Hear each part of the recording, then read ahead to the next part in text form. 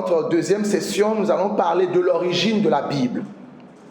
Est-ce que l'origine de la Bible est divine?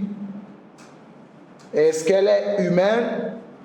Ou alors c'est les deux? Ok? Et le pourquoi nous allons prendre le temps d'explorer ce sous-thème en particulier, c'est parce que il y a beaucoup aujourd'hui qui disent « Ah, la Bible, en fait, c'est les gens qui se sont réunis quelque part pour juste la rédiger. » D'autres disent « Ça vient de Dieu, donc on n'a pas besoin de l'interpréter. Il faut juste lire et puis comprendre. » Est-ce que vous voyez un peu? Donc, au sein de nos sociétés, de nos communautés, on a des gens qui disent que non, la Bible, en fait, c'est une fabrication humaine. Et d'autres disent non, ça vient de Dieu, c'est tombé du ciel, donc on n'a pas besoin de l'interpréter, il faut juste lire et puis comprendre littéralement tout ce qui est écrit. Non, ça n'a pas de sens. Ça n'a pas de sens. Mais bon, on va explorer les Écritures pour voir quelle est la vérité. Est-ce qu'on est ensemble? Donc, comme je viens de le dire, on a trois vues. Okay, on a trois points de vue sur le sujet. Il y en a qui disent, et on va représenter ceux-là par le premier groupe que vous voyez là, le groupe 1. Il y en a qui disent que la Bible est d'origine divine. Le deuxième groupe dit la Bible est d'origine humaine. Et le troisième groupe dit, bon, nous pensons que c'est les deux. Okay. Alors, la question de savoir, vous qui nous suivez là, vous qui nous suivez et vous qui suivez ici là, vous faites partie de quel groupe? Avant qu'on explore la Bible pour trouver la réponse. Déjà, notez ça quelque part. Est-ce que vous pensez que la Bible est exclusivement d'origine divine? Si c'est le cas, vous faites partie du premier groupe. Est-ce que vous pensez que la Bible est exclusivement d'origine humaine? Ça voudra dire que vous faites partie du deuxième groupe. Est-ce que vous pensez que c'est les deux, divine et humaine? Vous faites partie du troisième groupe. Maintenant, pour ceux qui ne savent pas, vous faites partie d'un groupe qu'on n'a même pas ici. Ok. Alright. Ce qu'on va faire, c'est quoi? C'est que on va prendre chaque point de vue, voir les pour et les contre. D'accord? Donc, ceux qui disent que la Bible est d'origine divine, ils ont de bons arguments. Et l'un des arguments se trouve dans certains textes que nous allons lire ensemble. J'espère que vous avez tous votre Bible. Aujourd'hui, je vais vous faire lire. Vous allez feuilleter votre Bible et lire ensemble avec moi. Et ça va permettre à certains qui n'ont jamais lu certains livres dans la Bible de découvrir qu'il y a des livres comme Habakkuk qui existent. Des livres comme Nahum qui existent. Ok. Donc pour ceux qui disent que la Bible est d'origine divine, ils nous citent souvent 2 Pierre, le chapitre 1. 2 Pierre, le chapitre 1, le verset 12 au verset 21. Du verset 12 au verset 21. Ok? Donc je vais nous lire rapidement 2 Pierre, chapitre 1, à partir du verset 12, on nous dit: Voilà pourquoi je prendrai soin de vous rappeler ces choses. C'est l'apôtre Pierre qui est en train de parler. Bien que vous les sachiez et que vous soyez affermis dans la vérité présente. Et je regarde comme un devoir, aussi longtemps que je suis dans cette tente, de vous tenir en éveil par des avertissements. Car je sais que je la quitterai subitement, ainsi que notre Seigneur Jésus-Christ me l'a fait connaître. Mais j'aurai soin qu'après mon départ, vous puissiez toujours vous souvenir de ces choses. Ce n'est pas en effet en suivant des fables habilement conçues. Ok, Pierre est en train de donner la réponse en même temps. Parce qu'à leur époque également, il y avait des gens qui disaient non, c'est une fabrication. Surtout les Juifs. Oh non, ceux-là qui suivent le Christ, il dit qu'il est le Messie, c'est Jésus de Nazareth qu'on a vu vivre, grandir au milieu de nous. Après, il dit qu'il est le Messie. C'est une fable. C'est une fable, c'est de l'amusement. Il y avait des gens qui pensaient déjà, ok, que la Bible était une fabrication humaine. Mais ici, Pierre dit, ce n'est pas en effet en suivant des fables habilement conçues que nous vous avons fait connaître la puissance et l'avènement de notre Seigneur Jésus-Christ. Mais c'est comme ayant vu sa majesté de nos propres yeux. Car il a reçu de Dieu le Père honneur et gloire, quand la gloire magnifique lui fit entendre une voix qui disait, celui-ci est mon fils bien-aimé, en qui j'ai mis toute mon affection. Et nous avons entendu cette voix venant du ciel lorsque nous étions avec lui sur la sainte montagne. Maintenant, il dit, regardez, d'abord Pierre est en train de dire, nous l'avons vu, nous l'avons touché. Mais ça ne s'arrête pas là. Il dit, le verset 19, et nous tenons pour d'autant plus certaine la parole prophétique à laquelle vous faites bien de prêter attention, comme à une lampe qui brille dans un lieu obscur, jusqu'à ce que le jour vienne apparaître et que l'étoile du matin se lève dans vos cœurs. Sachant tout d'abord vous-même qu'aucune prophétie de l'Écriture ne peut être un objet d'interprétation particulière, car ce n'est pas par une volonté d'homme qu'une prophétie a été jamais apportée, mais c'est poussé par le Saint-Esprit que des hommes ont parlé de la part de Dieu. D'abord, Pierre dit, nous l'avons vu, nous l'avons touché, mais ce que nous tenons d'autant plus certaine, c'est la parole prophétique. Maintenant, quand il parle de parole prophétique, suivez bien cette partie, parce que j'ai déjà eu une question aujourd'hui par rapport à ce verset-là. Quand il dit, nous tenons d'autant plus certain la parole prophétique, à quoi est-ce qu'il fait référence? Quand il descend un peu plus bas, en disant au verset 20, sachant tout d'abord vous-même qu'aucune prophétie de l'Écriture ne peut être un objet d'interprétation particulière. Quand il dit aucune prophétie, qu'est-ce qu'il est en train de dire? Est-ce qu'il est en train de parler par exemple de, je crois que c'est Élisée, ça doit être Élisée, il y avait la famine et Élisée annonçait que le jour suivant à cette même heure, vous aurez la nourriture en abondance. Et après les 4 lépreux sont allés dans le camp des Syriens et puis ils sont, ok, vous connaissez l'histoire, n'est-ce pas? Vous connaissez l'histoire, ceux qui me regardent bizarrement là, vous ne lisez pas la Bible. Ok, donc, est-ce qu'on est en train de parler de cette prophétie ici? Non. Qu'il aura la nourriture demain, ce n'est pas de ça qu'il est en train de parler. Pourquoi? Parce que quand vous remontez un peu plus haut, il est en train de parler de la manifestation de Dieu sous forme humaine, Jésus-Christ de Nazareth. C'est Jésus qui est le sujet dont on est en train de discuter. Donc quand il parle de prophétie qui a été donnée, il est en train de parler des prophéties qui ont été données par rapport à l'avènement du Christ. Est-ce que vous comprenez? Ce n'est pas juste une simple prophétie, ok, demain tu vas avoir ceci, tel va t'arriver, est-ce que tu comprends? Non, ce n'est pas de ça qu'on est en train de parler. Quand il dit que les hommes ont été poussés par l'Esprit pour parler, ils ont parlé par rapport à quoi? À la venue de Jésus. Bien sûr, ils ont parlé d'autres choses. Mais quand Jésus marchait sur le chemin d'Emmaüs, et on l'a vu hier, la Bible nous dit que pour parler de lui-même, c'est-à-dire, il venait de mourir, il est ressuscité, mais les disciples sur le chemin d'Emmaüs n'ont vraiment pas compris ce qui s'est passé. Donc pour leur expliquer ce qui s'est passé à la croix, il y a quelques jours de cela, la Bible nous dit qu'il a parcouru les livres de Moïse. Donc on dit commençant par Moïse et par tous les prophètes, il leur a expliqué dans toutes les Écritures ce qui le concernait. Donc il a parcouru quoi? Moïse qui est un prophète, il a parcouru quoi? Les écrits des prophètes. Donc ça veut dire que les prophètes ont prophétisé par rapport à la venue de Jésus. Est-ce que vous comprenez? C'est de ça qu'il est en train de parler ici. Maintenant, de l'autre côté, quand vous allez également dans 1 Pierre, parce que ça c'est 2 Pierre, n'est-ce pas? Quand on lit 1 Pierre, le chapitre 1, dans sa première lettre, il leur avait déjà parlé. Écoutez attentivement. La Bible est un ensemble. Avant de lire 2 Pierre, il faut que tu lises 1 Pierre. Parce que Pierre est en train de parler à des gens. Il avait déjà envoyé une lettre à ces gens-là et avait dit certaines choses. Donc la deuxième lettre qui est envoyée vient comme complément de la première. Est-ce que vous comprenez? Donc quand nous retournons dans 1 Pierre, le chapitre 1 Pierre chapitre 1, le verset 10 à 12. On va lire 1 Pierre chapitre 1 verset 10 à 12. On nous dit, les prophètes, ok, il est en train de parler de prophètes également ici. Les prophètes qui ont prophétisé touchant la grâce qui vous était réservée ont fait de ce salut l'objet de leur recherche et de leur investigation. De ce salut. Et quand vous remontez un peu plus haut à partir du verset 1, vous voyez qu'il est également en train de parler du Seigneur Jésus. Mais lisons un peu plus. On nous dit, ces prophètes-là, voulant sonder l'époque et les circonstances marquées par l'Esprit de Christ qui était en eux et qui attestaient d'avance les souffrances de Christ et la gloire dont elles seraient suivies.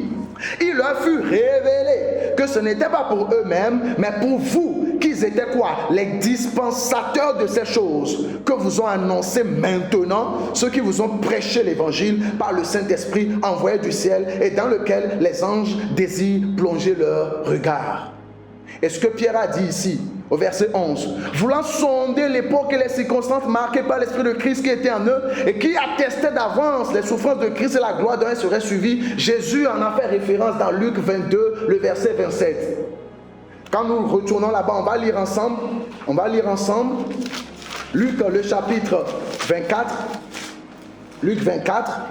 Quand Jésus parlait à ses disciples sur le chemin d'Emmaüs, on nous dit, et commençant par Moïse et par tous les prophètes, il leur expliqua dans toutes les Écritures ce qui le concernait. Maintenant, quand vous remontez un peu plus haut, verset 25, Jésus parlant à ces gens-là leur dit, ô homme sans intelligence, et dont le cœur est lent à croire tout ce qu'ont dit les prophètes. Qu'est-ce qu'ils ont dit? Verset 26. Ne fallait-il pas que le Christ souffrit ces choses et qu'il entrât dans sa gloire? Est-ce que vous voyez le même langage que Pierre également a utilisé dans sa première lettre à ceux qui l'écrivaient?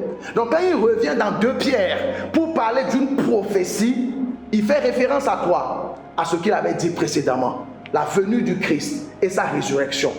Maintenant, Pierre est en train de dire, écoutez, non seulement nous l'avons vu, mais nous sommes vraiment sûrs que c'est lui. Pourquoi? Parce que les Écritures en ont parlé. Quand ce monsieur qu'on appelait Jésus de Nazareth était venu, il a fait exactement ce qui était prédit par Moïse et les prophètes.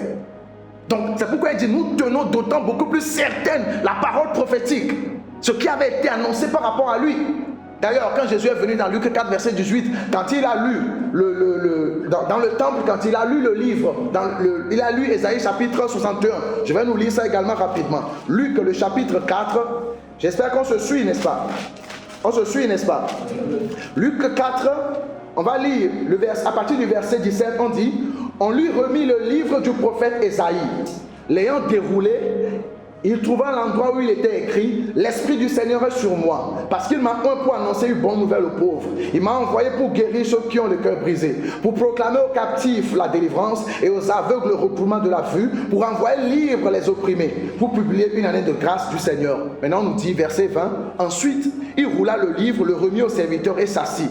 Tous ceux qui se trouvaient dans la synagogue avaient le regard fixé sur lui. Verset 21. Alors il commença à leur dire, aujourd'hui, cette parole de l'Écriture que vous venez d'entendre est accomplie. Ce monsieur qu'on a appelé Jésus-Christ de Nazareth, quand il est venu, il a fait exactement ce qui était écrit de lui.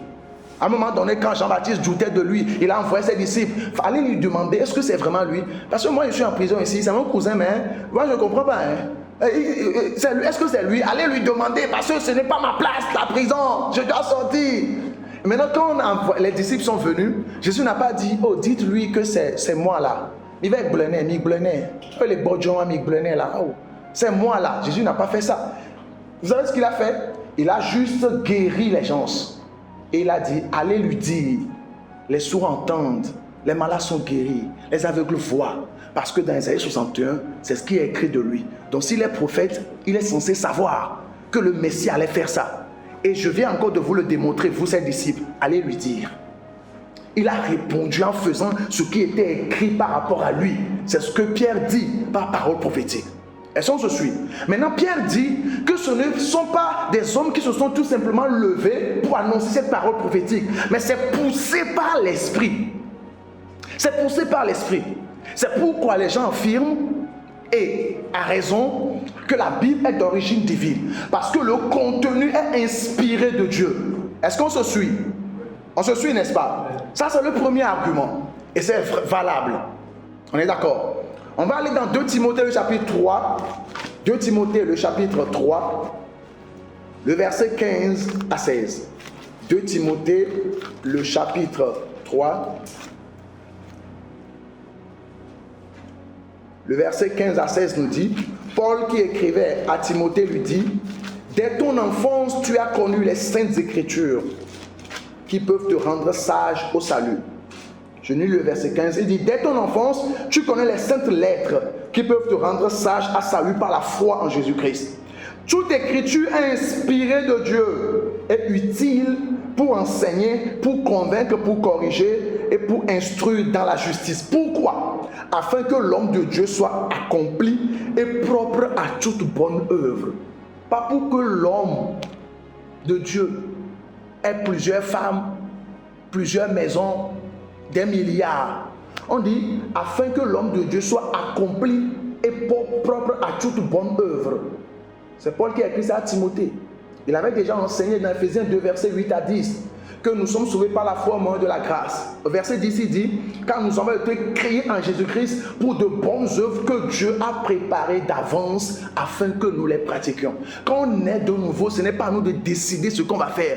Les bonnes œuvres qu'on doit pratiquer, Dieu les a déjà déterminées. C'est écrit, c'est lui qui décide. Donc tu ne viens pas faire ce que tu veux. Moi je pense que la Bible me permet de réussir dans mes affaires. Il faut sortir de la bêtise. Il faut sortir de la bêtise. Ça n'a pas de sens. Ce qui est écrit est utile pour enseigner, corriger, instruire, afin que l'homme de Dieu soit capable. On a dit l'homme de Dieu, on n'a pas dit le businessman. Afin que l'homme de Dieu soit capable de toute bonne œuvre. Et qu'est-ce que Dieu veut? Il y a plus de joie dans le ciel pour une âme qui se répand. Qu'est-ce que Dieu veut? Que le monde entier revienne dans la famille. Ça ne veut pas dire que Dieu ne veut pas qu'on ait de l'argent, qu'on n'ait pas les bonnes choses sur la terre. Il suffit en fait d'observer le monde. Et vous saurez en même temps que Dieu veut que vous soyez prospères financièrement. Ça, on n'a pas besoin de démontrer ça avec la Bible. Parce que ceux qui sont riches aujourd'hui, ceux qui sont millionnaires et milliardaires, ils ne font qu'exploiter ce que Dieu a mis dans la création. Parce que Dieu l'a mis pour toute la race humaine, pas pour les chrétiens. Donc toi qui pries, oh Yehoaye, Vasedekaï, papaye, amen, là, papaye, namabochi là, il faut sortir de la bêtise, tu perds ton temps. Tu perds ton temps en fait. Tu perds ton temps. On n'a pas besoin de te prouver que tu vois, Dieu veut que tu réussisses. Si tu estimes qu'il est le créateur des cieux et de la terre, ça veut dire que tout ce que tu vois là, c'est Dieu qui l'a mis pour toi et pour tous les autres qui ne sont même pas encore nés de nouveau. Ça, tu n'as pas besoin de démonstration. Mais quand tu viens dans la Bible et que tu commences par la lire, c'est pour découvrir qui est ce Dieu-là, son plan pour l'humanité et marcher avec lui pour accomplir les bonnes œuvres qu'il a prévues pour toi. Est-ce que c'est clair? Donc Paul, qui disait à Timothée que l'écriture est inspirée de Dieu. Maintenant, suivez. Ce qui est inspiré, c'est la documentation. Ce ne sont pas les faits rapportés dans les Écritures. Dans les Écritures, vous voyez quelqu'un comme David qui a fait tuer Uri et a pris sa femme. L'action n'était pas inspirée de Dieu, mais la documentation a été inspirée de Dieu. C'est de ça qu'il est en train de parler. Est-ce que vous comprenez? Quand vous prenez ce qu'on appelle les Écritures, à leur époque, on est en train de parler des textes de l'Ancien Testament. Dieu a inspiré la rédaction de ces textes-là. Est-ce que vous comprenez? Yeah. Donc, ceux qui disent que la Bible est d'origine divine, ils ont raison, n'est-ce pas? Parce que la Bible nous le prouve. Maintenant, il y a des gens bizarres qui vont vous dire, non, prouve-moi que la Bible est d'origine divine en utilisant autre chose que la Bible. Que Dieu guérisse ceux qui sont vraiment malades dans leur tête. Parce que ce qu'ils disent là, ça n'a pas de sens. Et on ne va pas se plier à eux. On vient te démontrer dans la Bible que la Bible est d'origine divine. Si tu veux croire, crois. Si tu ne veux pas croire, va ton chemin. Tu n'es pas le seul sur les plus de 8 milliards d'habitants qu'on est. Pour qu'on perde notre temps à t'expliquer les choses continuellement. Ne perdez pas vos temps avec des gens bizarres, dans des débats inutiles et futiles. C'est important. Donc, la Bible est d'origine divine. Maintenant, la limite au niveau de ce point de vue, c'est que déjà ce qu'on a vu là, c'est correct, n'est-ce pas? C'est correct. Maintenant, les gens disent que la Bible est exclusivement d'origine divine. Ça voudra dire quoi? Ça voudra dire que pour eux, ce qui est écrit là, comment est-ce que l'on a procédé pour rédiger tout cela? Comme ils disent que la Bible est d'origine exclusivement divine, pour eux c'est comme si, on va dire, quelqu'un comme Moïse était là et puis il était là en train de causer avec les gens et puis à un moment donné, il part dans une autre dimension. Et Dieu se saisit de lui, il prend un support d'écriture, il commence à écrire. Il écrit, il écrit, il écrit, il écrit, il écrit. Après il revient à lui-même et il voit. C'est moi qui ai fait ça. Comme l'autre là. Yeah. Est-ce que c'est moi? Wow, c'est moi. Mais qu'est-ce que j'ai écrit là? Non. Ça, ce n'est pas l'inspiration. Ce n'est pas ça l'inspiration. Les auteurs bibliques n'étaient pas des robots dans la main de Dieu. Ils ont conservé leur personnalité dans la rédaction des textes bibliques. Dieu leur a inspiré la documentation. Et c'était maintenant à eux de choisir les mots, les expressions qu'ils allaient utiliser pour communiquer la pensée de Dieu qu'on leur a inspirée à ceux qui les écoutaient. Ils n'étaient pas entrés en transe. Puis ils ont pris un bic. Et puis Ézéchiel qui commence à écrire. Je vais faire voir quelque chose. Vous allez voir que l'argument là est très bizarre. Regardez Ézéchiel chapitre 1. Ézéchiel chapitre 1, verset 1 à 3. Suivez attentivement. On nous dit, Ézéchiel chapitre 1, verset 1 à 3. La 30e année, le 5e jour du 4e mois, comme j'étais, ok, c'est le jeu qui est utilisé, comme j'étais parmi les captifs du fleuve de Kébar, les cieux s'ouvrirent et j'eus des visions divines. Verset 2. Le 5e jour du mois, c'était la 5e année de la captivité du roi Joachim. Maintenant, là on dit, la parole de l'Éternel fut adressée à Ézéchiel, fils de Bouzi le sacrificateur, dans le pays des Chaldéens, près du fleuve du Kébar, et c'est là que la main de l'Éternel fut sur lui. Maintenant, verset 4. Je regardais, voici. Qu'est-ce que vous avez remarqué? On part du jeu, on va au île, on revient au jeu. Est-ce que Dieu est confus dans sa tête? C'est-à-dire, on nous dit, j'eus des visions. Après, on nous dit, la main de l'Éternel fut sur lui. Bon, qui est en train de parler? Comment tu peux parler de toi-même et au même moment utiliser le il, utiliser le je? Dieu ne fait pas ce genre d'erreur, frère. Ce sont les auteurs bibliques qui ont communiqué en utilisant un certain style de communication que ceux de cette époque comprenaient et qu'aujourd'hui les gens comprennent aussi. Parce que des fois, je peux écrire par exemple, on lirait utiliser juste le il, au lieu d'utiliser le je, en racontant mon histoire par exemple. Ok? Yeah, c'est possible. Ce sont des formes littéraires d'écriture que les gens maîtrisaient. Donc, ce n'est pas Dieu qui vient et puis la personne écrit, il écrit après, il se dit, oh, c'est moi, ou c'est moi. Non, ça n'a pas de sens. On va lire également quelques exemples pour corroborer cela rapidement. Exode, le chapitre 17, Exode 17, verset 14. Qu'est-ce qu'il a écrit là-bas? L'Éternel dit à Moïse de faire quoi? Écris cela. Qui doit écrire? On dit, l'Éternel dit à Moïse, écris cela dans le livre pour que le souvenir s'en conserve et déclare à Josué que j'effacerai la mémoire d'Amalek de dessous les cieux. L'Éternel dit à Moïse, écris. Dieu lui a dit, frère, write, écris. Dieu ne s'est pas saisi de lui et puis, oh, quelle expérience fabuleuse. Non, on lui a dit, écris. Deutéronome 31, verset 9. On dit Moïse écrivit cette loi. C'est Moïse qui a écrit la loi. Il a écrit la loi. Il a documenté tout ce qui s'est passé dans le livre de la loi. Maintenant, quand vous prenez l'histoire de Josué également, dans les 2 derniers chapitres de Josué, vous allez voir que Josué également a écrit dans le livre de la loi. C'est eux qui ont écrit. Ok, ils n'étaient pas en transe, ils n'étaient pas comme des robots, et ils ont écrit, ce n'est pas ça l'inspiration. Ok, c'est vraiment important. Donc nous voyons que la Bible est effectivement d'origine divine, mais pas exclusivement. C'est Dieu qui a inspiré la rédaction. Donc quand nous disons que la Bible est d'origine divine, c'est pour dire que c'est Dieu qui a inspiré la rédaction et la documentation des textes bibliques. C'est Dieu qui a inspiré. Et il y a certaines paroles qu'on retrouve dans ces écrits-là, qu'on appelle des prophéties, ok, ayant trait à la venue de Dieu dans ce monde, qui ont également été inspirées par l'Esprit. Ce n'est pas les hommes qui se sont levés juste pour dire que, ok, moi je pense qu'à un moment donné, Dieu va venir sur la terre pour sauver l'humanité. Il va mourir à la croix. Oh, mon serviteur. Oh oui. Non, ils étaient inspirés. Dieu leur a communiqué sa pensée et ils ont rédigé. Donc la Bible est d'origine divine, mais il y a un élément humain dans sa documentation. Nous prenons le deuxième point de vue. Il y en a qui disent la Bible est exclusivement d'origine humaine. Ce sont les hommes qui ont imaginé des choses et qui ont écrit ce qu'ils voulaient écrire. Ça n'a pas de sens. On a déjà vu que la Bible est d'origine divine. La Bible n'est pas tombée du ciel. Donc, d'abord, on va voir les pour de ce point de vue-là.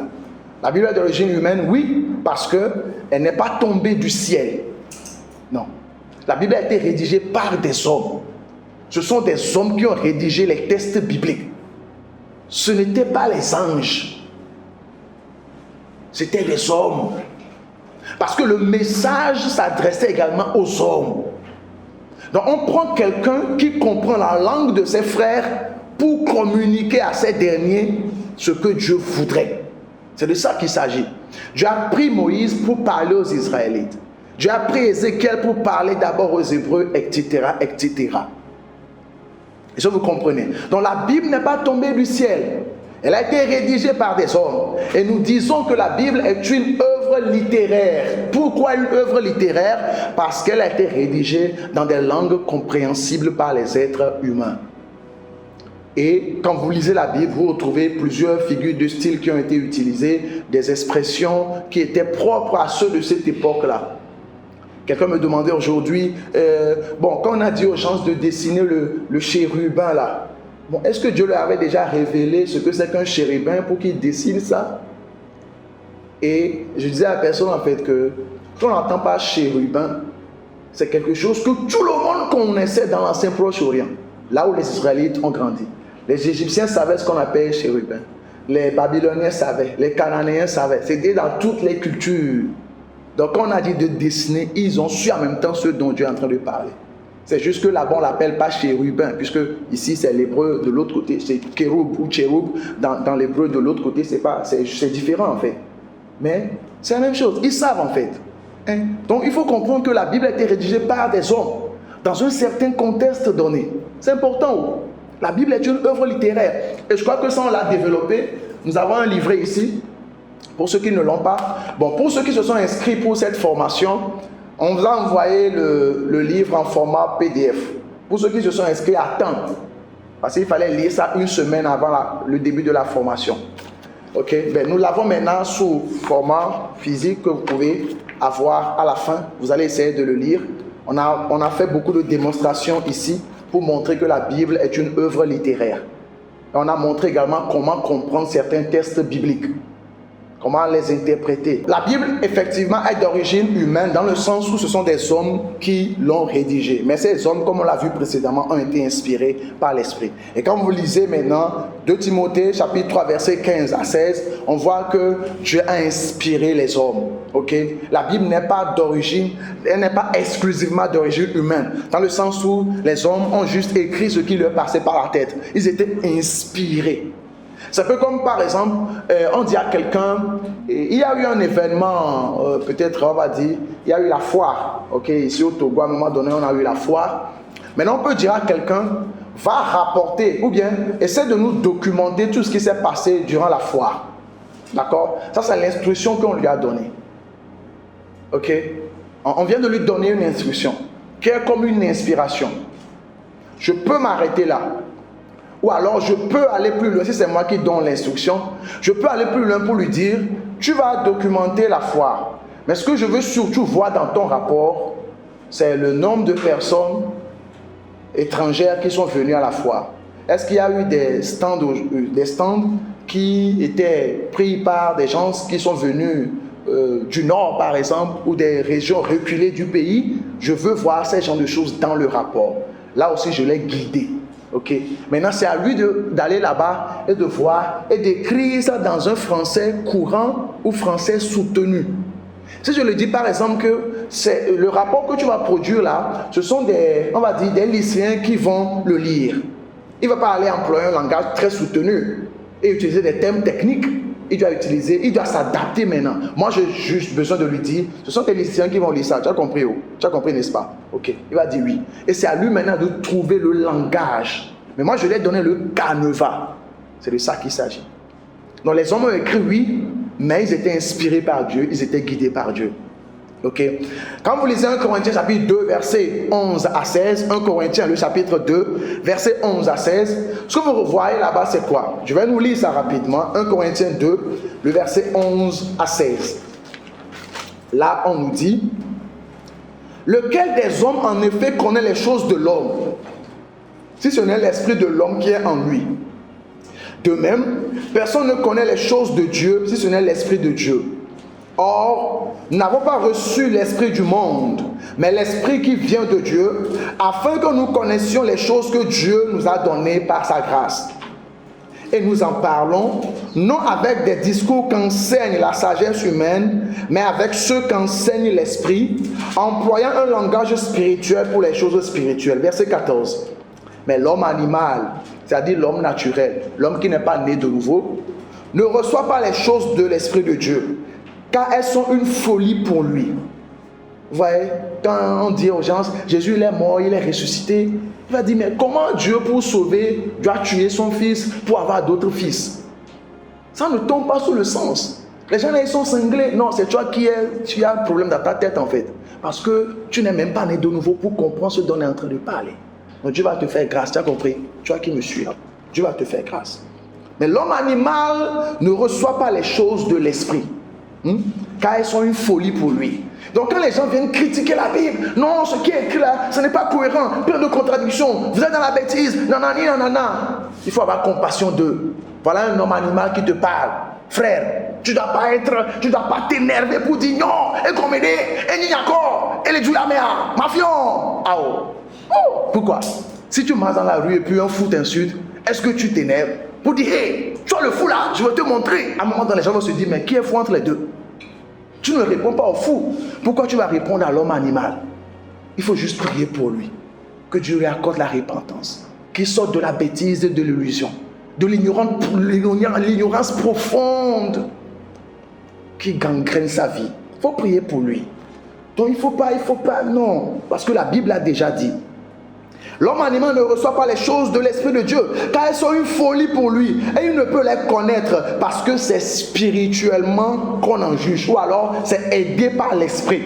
L'homme spirituel au contraire juge de tout. Et il n'est lui-même jugé par personne. Car qui a connu la pensée du Seigneur pour l'instruire? Or, nous avons la pensée du Christ. Donc ici, vous voyez clairement qu'on nous dit que l'homme animal ne peut pas recevoir les choses de l'Esprit. Et les choses de l'Esprit ont été documentées dans ce que nous appelons aujourd'hui la Bible. Donc si la Bible était exclusivement d'origine humaine, pourquoi l'homme animal ne comprend pas quand il lit? Si c'est juste quelqu'un, parce qu'il n'y a aucun document sur la terre que les hommes ne comprennent pas. Si c'est dans une autre langue, on traduit. Il n'y a aucun document sur la terre, on va dire par exemple que les gens de tel pays ne peuvent pas comprendre ce livre. C'est faux. Il n'y a aucun document sur la terre. Peut-être avec ton niveau d'éducation, pour le moment tu ne peux pas comprendre. Ça ne veut pas dire que les autres ne peuvent pas comprendre. Mais ici, de façon absolue, on nous dit que l'homme animal ne peut pas comprendre. Il ne peut même pas en juger. Pour lui, c'est une folie. Ça prouve qu'il y a une touche divine au texte biblique. Donc quand la personne ne naît pas de nouveau, quand la personne n'est pas assistée, aidée par l'esprit, jamais elle ne va comprendre. Jamais. Mais il faut une attitude d'humilité pour recevoir du Seigneur. Au lieu de dire je connais, c'est moi. Ça ne marche pas comme ça. La Bible a une touche divine. C'est pourquoi ce n'est pas aussi facile à comprendre. Ce n'est pas Mamadou et Binita. Dans la Bible est d'origine humaine, mais également d'origine divine. Donc on a sur des 2 points de vue, la Bible est d'origine humaine et divine. Et on a plusieurs passages qui le prouvent, comme vous le voyez là-bas. 2 Pierre 1, 12 à 21, 2 Timothée 3, 15 à 16, Genèse 1, 26 à 27. Dieu qui a décidé d'œuvrer avec la race humaine. Exode 7, 17, 14, Deutéronome 31, verset 9. 1 Corinthiens 2, verset 11. Donc vous prenez tout simplement, je vais aller en arrière, les pour de chaque côté, et puis vous consultez votre argument. Donc avec ça, vous pouvez déjà démontrer à quelqu'un que la Bible est d'origine divine et humaine. Et bien lui expliquer ce dont il s'agit. Parce que des fois, les gens sont handicapés par leur conception des choses. Quelqu'un qui croit que la Bible est purement d'origine divine, non seulement dans son inspiration, mais dans la rédaction. Quelqu'un comme ça, quand tu vas lui dire, non, écoute, quand on dit par exemple dans Galates 6.6,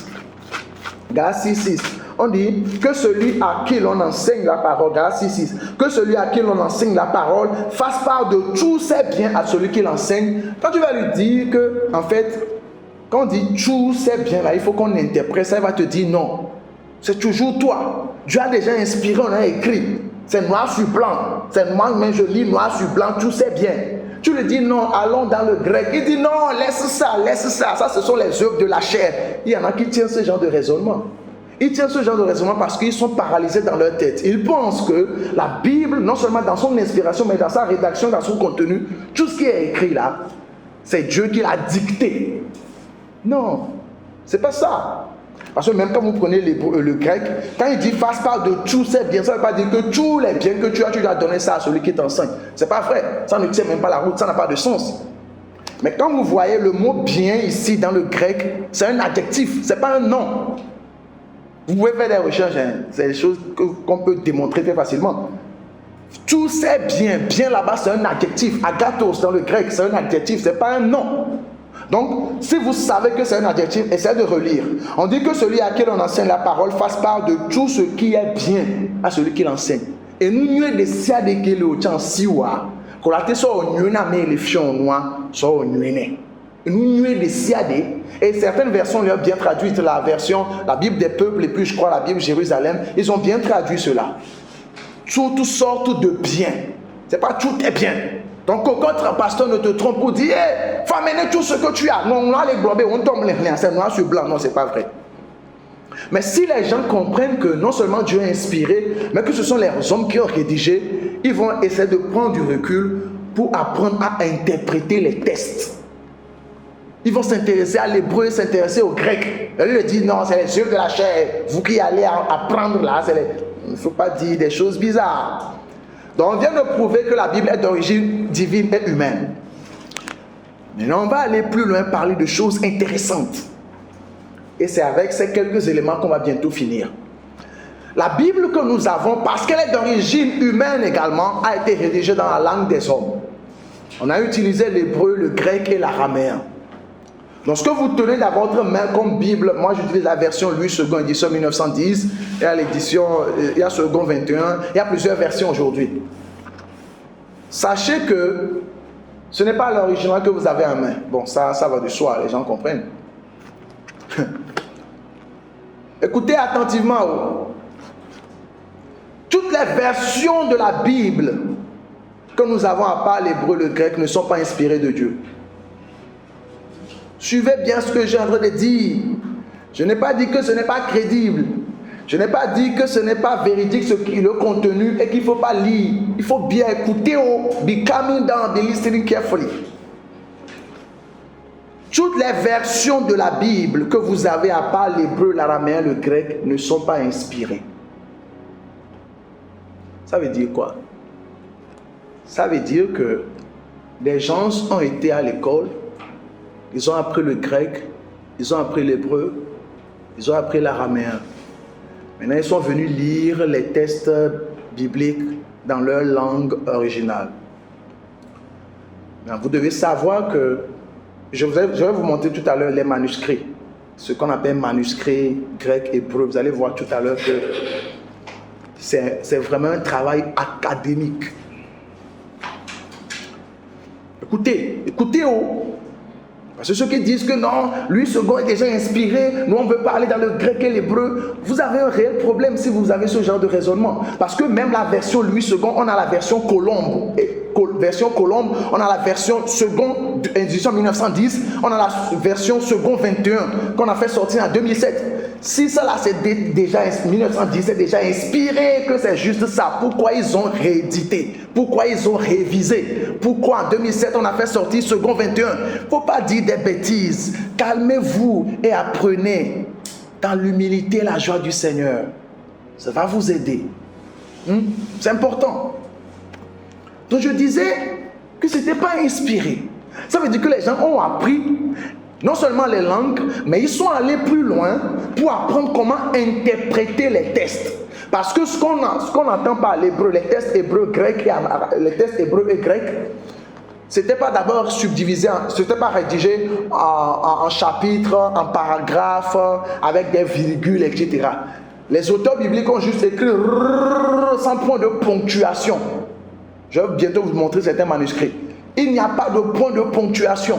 Vous prenez certains manuscrits, vous voyez quelque part on écrit quelques versets de Paul, vous voyez en même temps en bas de Romains, en bas vous voyez quelque chose sur Corinthiens, etc.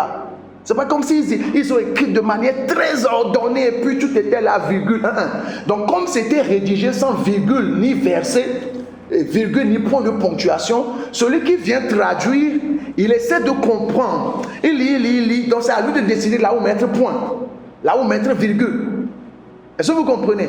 Et ça, on l'apprend également. Ça rentre dans ce qu'on appelle l'herméneutique, l'interprétation des textes bibliques.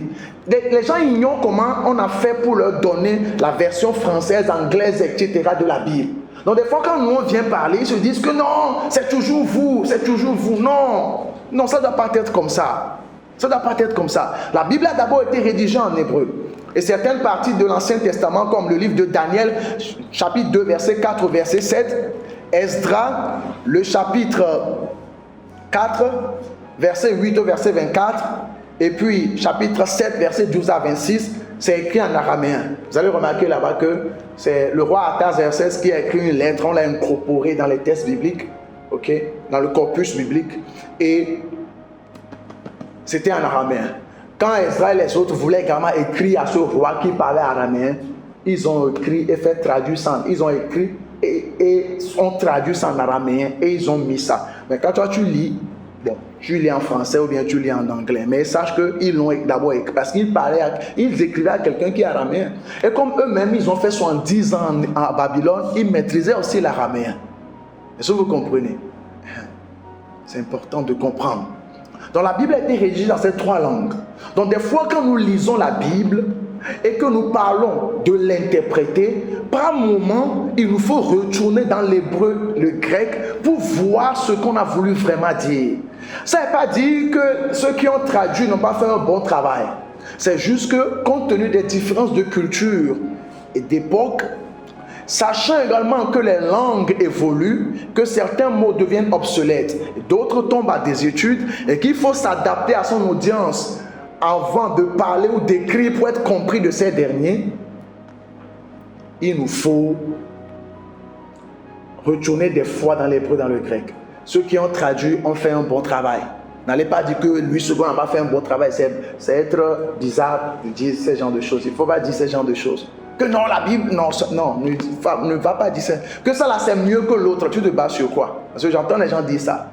Non, la version amplifiée, Amplified Bible, c'est mieux que King James. Tu te bases sur quoi? Tu n'as fait aucune étude sur le sujet. Non, semeur est mieux que parole vivante. Tu es qui pour faire? C'est-à-dire, la norme, c'est quoi? Tu te bases sur quoi pour faire cette comparaison? Alors que tu n'as aucune étude dans l'interprétation et dans la traduction des textes bibliques. Il faut arrêter de dire certaines choses. On crée des conflits pour rien. Vous allez voir 2 frères maintenant se chamailler et se disputer juste parce que l'autre, moi je pense que. Ils sont tous ce qu'on appelle des ultra-crépidariens. Ils souffrent de l'ultra-crépidarianisme. Un ultra-crépidarien, c'est quelqu'un qui se prononce sur tous les sujets alors qu'il n'a aucune compétence et maîtrise du domaine. Et il y en a plein. Tu ne maîtrises pas, ferme ta bouche au lieu de vouloir parler. Moi je pense que... Et puis il y a des gens qui parlent avec arrogance, avec une certaine véhémence. Non, moi je pense que... Non, parce que... Bon, tu as étudié quoi pour pouvoir... Non, toi... Non, il ne faut pas être des ultra-crépidariens, frère. Donc la Bible a été rédigée dans 3 langues, l'hébreu, le grec et l'araméen. Ok? Maintenant, ce que les gens ne savent pas également, c'est que la Bible que nous utilisons a été non seulement écrite, ça a été copié, ça a été édité et ça a été compilé. Que le mot édité ne vous fasse pas peur, pour ceux qui l'ont très bien compris. Ce que nous voyons ici là, d'abord, ça c'est une traduction. On va mettre ça de côté. Quand on prend les textes, je vais réserver certaines choses pour la 2e édition de notre formation. Hein? Ok. Quand on prend les textes hébreux, on prend les textes grecs. Est-ce que vous savez par exemple que on a un corpus de textes hébreux qu'on appelle les textes masorétiques, sur la base desquels Louis II a traduit sa Bible et puis beaucoup utilisent aujourd'hui, okay, pour faire leur traduction. Et on a un corpus de textes hébreux également qui diffère du corpus hébreu des Masorètes. Ceux que l'on traduit, on les appelle des Masorètes. C'est pourquoi on parle de textes masorétiques. Vous allez comprendre plus tard ces genres de choses. Mais c'est pour vous dire que il ne faut pas s'amuser avec la Bible. Et il y a des choses qu'il faut savoir. Comme ça, vous n'allez pas être ébranlé quand Aljovi, Kosiwa, Kodjo va venir vous dire non, moi je pense que la Bible a été plagiée, moi je pense qu'il y a beaucoup d'erreurs, toi-même tu sais déjà. Tu sais comment ça a été rédigé, copié, tu as été édité, tu maîtrises déjà. C'est quand tu ne sais pas, on va te dire non, regarde un peu. Dans tel manuscrit, il n'y a pas tel passage. Dans l'autre manuscrit, il y a tel passage. Ça veut dire que la Bible n'est pas faillible. Tu ne le vois pas, et comme tu es un profane, tu vas dire, au manuscrit, même les filles, ici on l'a, ici on ne l'a pas. C'est vrai, les gens finalement sont apeurés, affolés, et puis ils sont ébranlés parce qu'ils ne sont pas instruits. Parce que par rapport au test biblique, on va prendre juste le grec, il y a près de 5300 à 5600 manuscrits. Je vais vous montrer tout à l'heure à quoi ça ressemble. Donc on a pris tous ces parchemins-là, tous ces papyrus-là, tous ces documents-là, et on l'a édité et compilé en un test complet. Ok? Un corpus global. Ça c'est d'abord l'hébreu et puis les grecs, avant qu'on ne parle de français et qu'on sort. Donc, la Bible, gardez bien cette partie. Lors des éditions prochaines, on va beaucoup plus entrer dans les détails et vous allez mieux comprendre. Mais pour l'heure, il faut savoir que la Bible a été rédigée, écrite, ok, par environ 40 auteurs et scribes. 40 auteurs, près de 40 auteurs et leurs assistants, qui ont vécu à des époques différentes, mais qui ont communiqué la même pensée de manière cohérente. Et la rédaction même de ces textes-là s'étend sur une période de 1600 ans. Ça vous donne déjà une idée de comment il rédigeait. C'est pas comme si Moïse était là et puis jour 1, il écrit jour 2, jour 3. Bon, après ça, on a compilé en même temps. Puis bon, tout est là. C'est pas comme ça. Sinon, ça n'avait pas s'étendre sur 1600 ans. Donc, c'est sur une longue période qu'on a compilé ça et là. Donc environ 40 auteurs. Mais est-ce que ce genre de choses ne vous trouble point? Croyez en moi, croyez en Dieu. Je vais vous aider à comprendre. Alright. Maintenant, il y a des gens qui critiquent la Bible, qui se disent que dans Deutéronome 34, on nous parle de la mort de Moïse. Que Moïse mourut. Si vous dites que c'est Moïse qui a écrit Genèse, Exode, Lévitique, donc Deutéronome, la Pentateuque, comment se fait-il qu'il écrit par rapport à sa propre mort? Comment le mort vient écrire? Si c'est une question qu'on vous pose, là on comprend, la personne ne connaît pas, elle veut comprendre. Ok? Mais à l'opposé, il y a des gens qui parlent, qui disent non, c'est pas vrai, non. Eux, ils sont juste ignorants et on va les aider à répondre à cette question ce soir. Ce que les gens ne savent pas, c'est quoi? C'est que les auteurs bibliques avaient des assistants. Ils avaient des gens qui les aidaient dans la rédaction. Moïse avait Josué à côté. Moïse a écrit des choses dans le livre de la loi. Josué également l'a fait. Il a écrit des choses aussi dans ce qu'on appelle le livre de la loi. Je ne vais pas donner le verset. Vous allez lire les 3 derniers chapitres du livre de Josué. Vous allez voir là où on a dit que Moïse a écrit également tout ce qui s'est passé dans le livre de la loi. Ils avaient des gens qui étaient avec eux. Ce n'est pas parce que quelqu'un a commencé la rédaction que c'est lui qui doit forcément finir ou conclure la rédaction d'un document en question. Quelqu'un d'autre peut le faire. Pourquoi? Parce que celui qui commence la documentation a déjà fait connaître la pensée de Dieu. Donc on va prendre l'exemple de Moïse. Il a enseigné les lois et les ordonnances de Dieu. Il a communiqué la pensée de Dieu au peuple. Donc ce qu'il connaissait, les autres connaissaient également. Donc quand il s'agit de documentation maintenant, comme son assistant était avec lui tout le temps, même lorsqu'il va sur la montagne, Josué était là tout le temps. Donc il peut continuer la documentation. Donc quand on dit souvent que les 5 livres de Moïse ont été écrits par Moïse, ça ne veut pas dire forcément que toutes les phrases ont été rédigées par lui. Ce mini-livre que nous avons ici, c'est moi qui l'ai écrit, mais il a fallu qu'on l'édite. Quelqu'un d'autre également a fait des propositions. Il y a des phrases que j'ai faites qu'on a modifiées. On a supprimé certaines choses et mis certaines choses. Ok? Mais c'est ma pensée. Maintenant, c'est mon nom qui est ici. Le nom de la personne ne figure pas dans le livre. Nulle part. Mais c'est moi qui l'ai écrit. Mais ça ne veut pas dire que toutes les phrases qui se trouvent là-bas proviennent de moi. Est-ce que vous comprenez? C'est ce qu'on appelle l'édition. On essaie de voir comment on peut mieux reformuler ceci. Donc, ils avaient des gens qui les aidaient à faire ça. Est-ce que vous comprenez? Donc Moïse avait Josué.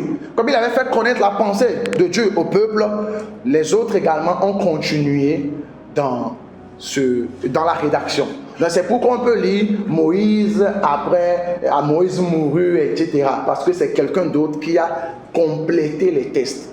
Donc c'est parce qu'on a dit c'est les écrits de Moïse que forcément c'est Moïse qui a tout écrit. Est-ce que vous comprenez? On a, comme je l'ai démontré avec le livre que j'ai écrit, mais d'autres personnes également ont contribué.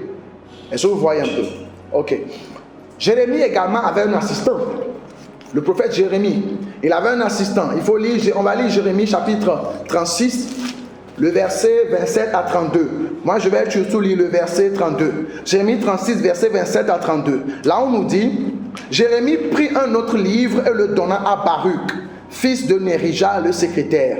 Baruch y écrivait sous la dictée de Jérémie toutes les paroles du livre qu'avait brûlé au feu Joachim, roi de Juda, et beaucoup d'autres paroles semblables y furent encore ajoutées. Beaucoup d'autres paroles semblables y furent encore ajoutées. Donc, il a dicté, écrit ceci, écrit ceci. Pourtant, on dit souvent c'est Jérémie, Jérémie. Mais si vous n'avez jamais lu ce passage-là, vous n'allez pas savoir. C'est comme quelqu'un, j'ai donné l'exemple également. Quand quelqu'un a dit, oh, que vous là, vous qui lisez Romains là, ce n'est pas écrit par Paul. Vous dites que c'est écrit par Paul, ce n'est pas écrit par Paul. Quel est son argument? Verset 22 de Romains chapitre 16. Romains 16, verset 22. Je vous salue dans le Seigneur, moi Tertius, qui a écrit cette lettre. Donc quand lui là, lui Tertius qui a écrit cette lettre, il dit, ah, donc ça ne provient pas de Paul.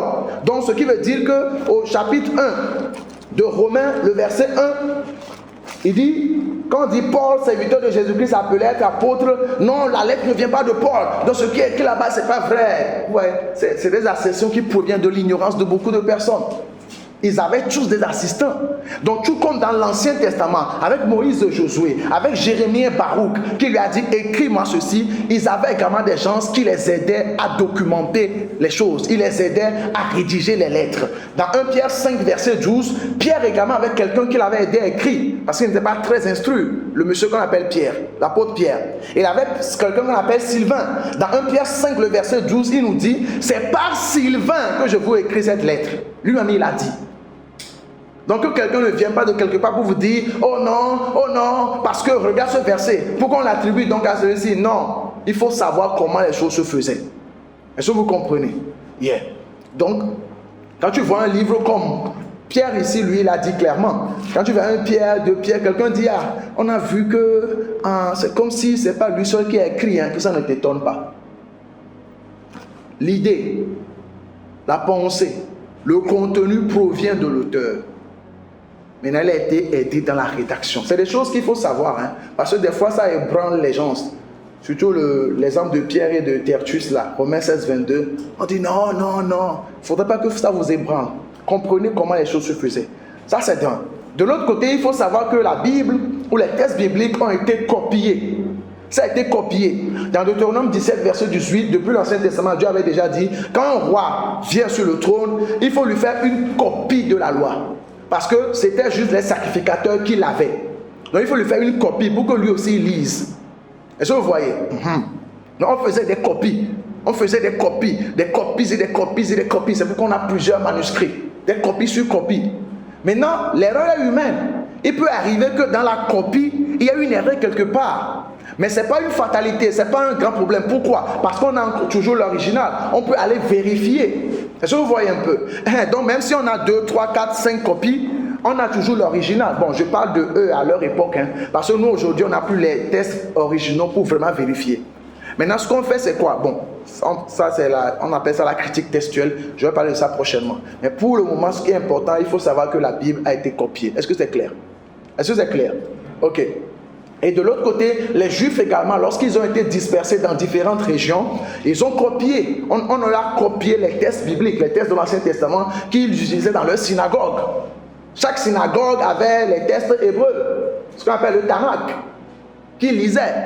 Ils n'avaient pas d'imprimerie. Gutenberg n'était pas encore là. Donc il fallait copier à la main. Et on a copié. Donc que ça ne vous désole pas. Vous voyez? Parce que la Bible également est d'origine humaine. C'est les gens qui ont écrit. La Bible a été éditée compte tenu des époques et des circonstances. Des époques qui ont différé des cultures, elle a été éditée. Maintenant, ce que je veux faire voir pour finir, c'est les manuscrits, ce qu'on appelle les manuscrits. Les manuscrits dont on s'est servi pour traduire les textes bibliques. Ok? Donc quand je viens ici par exemple, je vais vous faire voir quelques manuscrits grecs. J'espère que vous arrivez à voir. Ok, ce que vous voyez ici, papyrus numéro 45, c'est un texte qui date du début du 3e siècle. Ok, maintenant je vais cliquer dessus. On nous dit, ce manuscrit-là contient des versets provenant de Matthieu, Marc, Luc, Jean et Actes. Un seul manuscrit. Ça contient plusieurs passages. Maintenant, si je clique dessus, on va voir quelque chose. Si je clique dessus et que je descends, donc voilà quelques manuscrits. Maintenant, si je veux, je peux vous montrer par exemple ici ce qu'on appelle le Tanakh. Le Tanakh, c'est la composition des textes de Moïse, donc la Torah, les Nevi'im et les Ketuvim. C'est ça qui donc Tanakh. Le T là-bas c'est Torah, N-A c'est les Nevi'im et puis les Ketuvim. C'est pour dire la Torah, les écrits des prophètes et les autres textes. Ok. Donc, vous voyez ici quelques textes qu'on a eu à compiler. Ok. À un moment donné, quand on prend les petits parchemins, les papyrus, les papiers ça et là, et qu'on trouve une suite, puisque je vous ai dit qu'il y a près de 5600 manuscrits grecs qu'on a utilisés pour écrire ce que nous appelons aujourd'hui le Nouveau Testament. Vous imaginez, près de 5600 pour rédiger quelque chose qu'on a peut-être, on a combien, 27 livres dans le Nouveau Testament, je crois. Voilà, parce qu'on a copié, puisqu'on n'a plus les originaux. On a copié, on a retrouvé plusieurs manuscrits qui parlent, par exemple, l'évangile selon Jean. On a plusieurs manuscrits sur le sujet, parce que n'oubliez pas, comme je l'ai dit précédemment, ils étaient éparpillés dans différentes régions. Donc, on a écrit des lettres à ceux-là, on a écrit encore à aux autres, etc., etc. On a copié également pour préserver les textes. Donc, quand on revient à notre présentation ici, je vais voir également quelque chose. Ces manuscrits que je vous ai montrés, qu'on a eu à compiler, ok, voilà, ça aussi c'est un autre exemple. Ça par exemple, c'est Deutéronome chapitre 3, le verset 8. Voilà comment ça apparaît ici. Vous voyez le support? Vous voyez comment il y a des déchirures, ça et là. Vous voyez un peu? Parce que, et puis ça répond également à la question, savoir pourquoi il y a plusieurs manuscrits. Parce que ce n'est pas comme s'ils avaient une méthode pour conserver les manuscrits. À un moment donné, ça va se détériorer. C'est un peu comme nos cahiers. Nos cahiers, si je vous demande par exemple, est-ce que vous avez encore vos cahiers de CP1, ce n'est pas sûr. Même si vous l'avez quelque part, l'humidité va détruire le cahier en fait. Et c'est la même chose avec les manuscrits. Donc quand les manuscrits ne sont pas éternels, ou bien les supports d'écriture ne sont pas éternels, il faut copier et copier et copier pour préserver le contenu. Comme ça, si l'autre se gâte, on va avoir un remplaçant. On va avoir d'autres qu'on peut utiliser. Si je vous montre par exemple le livre de Juge, voilà, Juge chapitre 2 verset 20. Ici, vous trouvez la transcription. Ça, c'est en grec. Ce qu'on est en train de lire là, c'est en grec. Maintenant, vous allez vous demander pourquoi on a dit que l'Ancien Testament a été traduit en hébreu. Pourquoi est-ce que la traduction là-bas, c'est ou bien ce qui est écrit? Parce que ce qui est sur ça là, ce que vous voyez ici là, c'est un support. Hein? Je vais descendre un peu pour que vous voyez très bien. Ce que vous voyez ici là, ça là, c'est un support. Ce que vous voyez ici, petit comme ça là, c'est un support. On écrivait sur des pierres et sur tout ce qu'on pouvait trouver. Maintenant, ce qui est écrit ici, c'est ça, Josué 2, verset 20. Ce qu'on a écrit ici en grec là, c'était sur ça là. Il a fallu qu'on déchiffre ça. Maintenant, pourquoi c'est en grec? Il y avait les textes hébreux étaient disponibles à cette époque. Mais à un moment donné, avec la prolifération de la langue grecque, et bien avant Jésus, près de 200 ans avant Jésus, on a traduit les textes hébreux en grec, qu'on appelle la Septante. Ok? La traduction de l'hébreu vers le grec. Pourquoi? Parce que les gens parlaient grec. Alexandre le Grand conquit la région, il a popularisé son grec, et quand son grec est venu, quand son grec a pénétré cette région et que les gens ont essayé de le parler, à un moment donné, ça a pris une autre forme qu'on appelle le Kohen. Le Kohen, qui est le grec biblique. Donc, on a traduit les textes de l'Ancien Testament en grec pour que ceux-là qui parlent grec puissent comprendre. Dans la Bible, dans Actes chapitre 9, Paul discutait avec certaines personnes qu'on appelle des hellénistes. Ce sont des juifs de la diaspora. pour utiliser le langage moderne. Ce sont des Juifs qui vivent dans les contrées grecques, qui maîtrisent la culture et la langue grecque. Donc dans leur synagogue là-bas, ils utilisaient la Septante. Quand Paul était allé à Bérée, qu'il parlait, les gens la vérifiaient. C'était également, ils avaient la Septante. Même au temps de Jésus, même la Septante était disponible. Ils utilisaient l'hébreu, ok, les textes hébreux. Il y avait la Septante et il y avait également ce qu'on appelle les Targumim, la traduction des textes hébreux en araméen. Tout ça était disponible au temps de Jésus. Alright? Donc, c'est juste pour vous faire voir très brièvement. Ok, je viens ici. Voilà. Donc, on est en train de voir quelques manuscrits. On va finir avec ça. Je crois qu'on a vu assez. Ça, par exemple, la Genèse 21, verset 26 plutôt. Regardez la texture. Ici, là, c'est déchiré. Ici, là, c'est déchiré. Donc, on essaie de... après, on vient travailler sur le texte. Comment on fait? Aujourd'hui, depuis les années 1900, on a vraiment eu des avancées technologiques qui ont permis, avec... bon, ça, je réserve ça pour prochainement.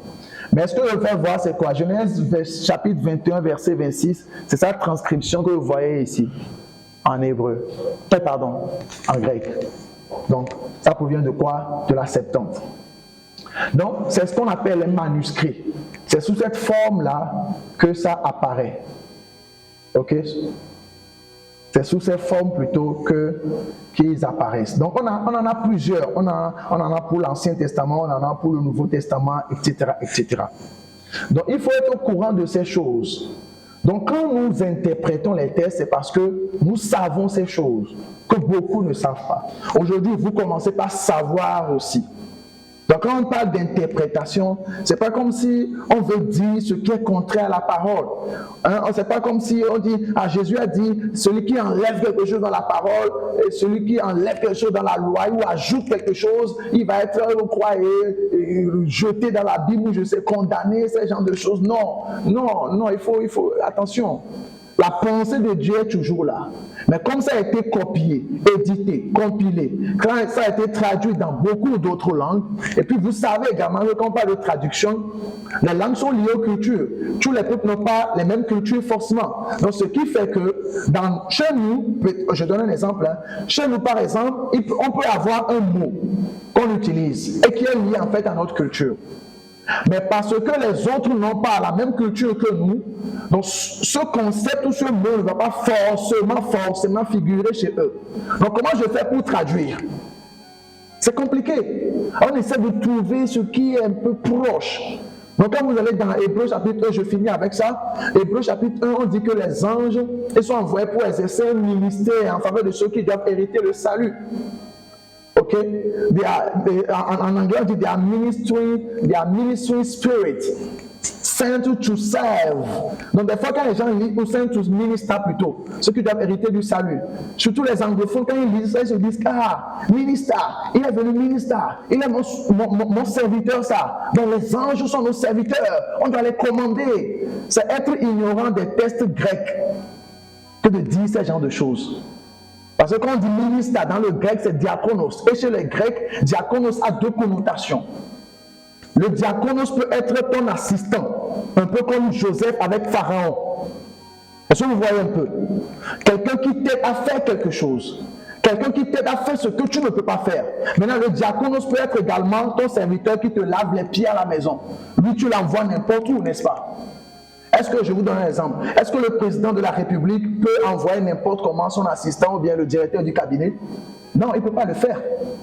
Mais son portier à la maison, il peut lui dire, fais ceci, fais ceci, fais ceci. L'autre, il est là, il est engagé pour jouer un rôle donné, il lui paie un salaire. Donc, en fonction de son statut, il y a des choses qu'on ne peut pas lui dire. Mais comme l'être humain aime dominer son prochain, comme il veut être tout puissant, les gens, surtout les anglophones, c'est eux qui commettent cette erreur-là, ils vont plutôt prendre le second sens. Donc ils sont nos serviteurs, du genre nos esclaves. Ils sont nos esclaves. Or le mot grec esclave c'est doulos. On n'a même pas utilisé doulos dans le grec là-bas.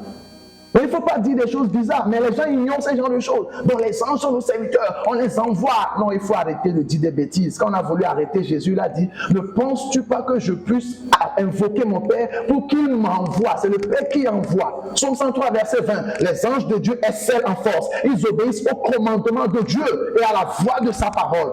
Jésus a dit, quand vous voulez prier, dites Père. Nous parlons avec notre Père. Maintenant, si lui voit qu'on a besoin d'un détachement d'anges, c'est lui qui les envoie. C'est pas à toi de dire, mon ange, lève-toi, vas-y, fais ceci. Il faut sortir de la bêtise, en fait.